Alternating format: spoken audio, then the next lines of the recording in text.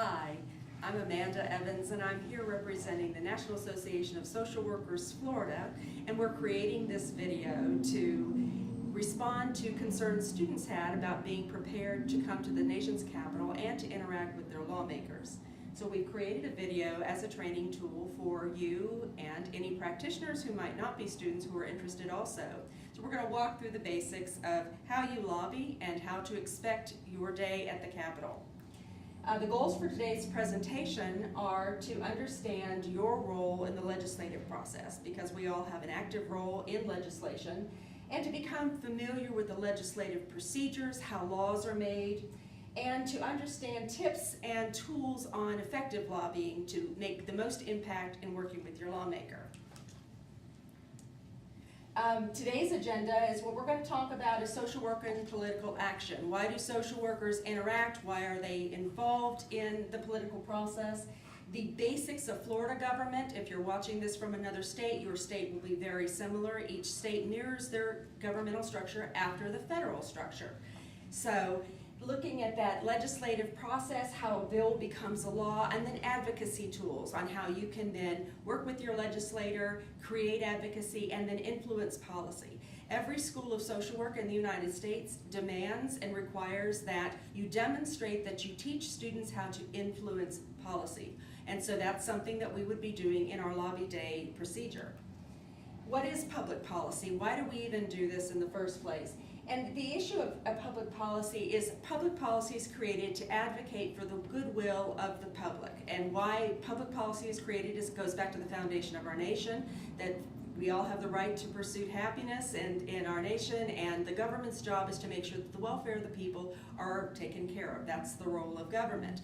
And so public policy becomes the way that that happens, and way laws are passed. They are based on social needs and societal needs and the needs of the people. Government exists for the people and then has to be responsive to the needs as they change throughout society.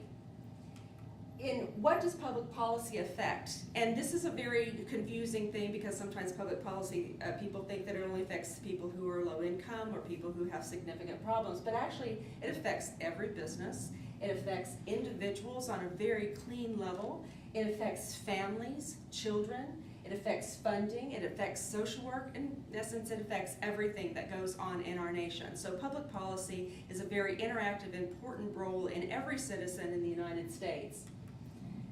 In defining social problems, we look at social problems from a variety of perspectives. It's defined differently, and a lot depends on the values of the people who are defining the problem. So public policy and individual values are real important, and we teach students to understand the role of values when they're interacting with their lawmaker. Everybody has a set of values, and they see the world through those values. So someone's values may be different than your own, and so it's a little confusing sometimes when you think something is very clear to you, but you're talking to a lawmaker who has a different set of values. So you have to understand the values of everybody in order to be able to have a dialogue, because we can't hear each other unless we understand the values from which we're coming from.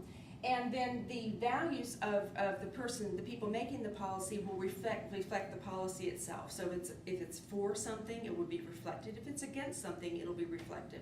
It's important in understanding when we make social policy that every policy always has winners and losers. Every policy. So when we're looking at policy being enacted, we have to know from a policy analysis perspective who wins and who loses. And that's going to matter on how we approach policy. Because if we don't understand winners and losers, we come in a very naive perspective.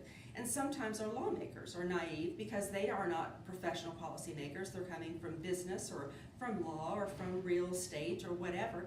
They're coming into the Capitol as a representative government, and so they're not trained in policy analysis either. So that interaction that we have with our representative government helps the government better understand the actions that they take have a ripple effect to all of society. And we have an active role in that because we're the end users, and our clients are the end users of any policy that's made. In social work being involved, we come from a social work person and environment perspective, which means that we look at entire people as a system. within systems. So an individual is a system in and of themselves. So they have a brain, they have a body system, they have a biological system, a psychological system. They also come from a family system, so that family is also part of a system. That family system exists in the larger society, which is also a system. So the interaction from a systems perspective is the person within the context of their larger environment, person and environment. So we approach almost everything from that perspective. That makes social work a little different than other mental health professionals or other helping professions because we always look in context of the person within the larger system. That's a very important role for social work to be involved in public policy and is a public foundation for everything that we do. We also have one of our 6 core values of the social work profession is social justice. And we sometimes get asked, what is social justice? And we'll have people say, well, what is social justice? And in a nutshell, social justice is basically the Bill of Rights. We actually believe, we really believe as a profession, that every person has the right to justice across the continuum. So no group of people should be marginalized or treated differently based on anything. That would be based on their race, based on their gender, based on their ethnicity, based on their sexual orientation, based on their socioeconomic status. It's the basic Bill of Rights. We believe that, and we want society to be held accountable for not treating any group of people differently. Now, that doesn't mean special privileges or different responsibilities. It means equal rights and responsibilities that go with that. And that's a language everybody can understand, and we have to be clear on that when we go and work with the legislator, because they're going to ask you, what do you mean by social justice? And we should be able to say, we mean the Bill of Rights. We actually believe in the Constitution and the Bill of Rights. And it's important at this point in understanding, too, the lobbying process actually is also very American and democratic. The lobbying itself is actually a verb. A lobbyist is a noun. We're not promoting becoming lobbyists where you have to register, but the lobbying is a verb. And lobbying's old in the United States. Earliest written time of lobbying was 1820. And so we've got a long history of that, which is protected by the First Amendment, which means that the government cannot restrict itself from the people it serves. So attempts to restrict lobbying have been shot down constitutionally because the government is required to interact with its constituents. It's a representative government. And anything that prohibits that is actually a restriction of the First Amendment rights from the Constitution. So we have a long history of this particular activity.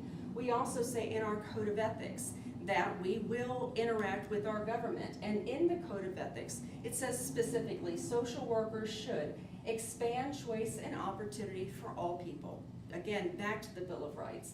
Promote respect for cultural and social diversity. We are a nation of immigrants, and we honestly believe that that's a value. That's something that we believe is a good thing in our nation. We engage in social and political action that seeks equal access to all people. Again, the Bill of Rights. We hold the government accountable. Be aware of the impact of the political arena on practice. The ripple effect of everything that happens from policy affects our practice. Our practice is driven by policy. Be aware of advocates for change and policy legislation to improve social conditions. So the improvements that we've made in society all along in the American structure have been largely related to people advocating for doing it better. We have always been an aspirational government. The Bill of Rights was aspirational. At the time it was created, there were not equal rights for all people. The Capitol building was built largely by slaves. We knew that at the time of framing it, that it's aspirational, which means this society is always going to be working toward doing it better. And in our Code of Ethics, we say we're committed to doing it better. So we're always trying to find the language and the law that says we're going to do it better. And that's why we're here. Social work should also promote policies that safeguard the rights and confirm equity of social justice for all people. We are going to act to prevent discrimination on the basis of race, ethnicity, national origin, color, gender, sexual orientation, age,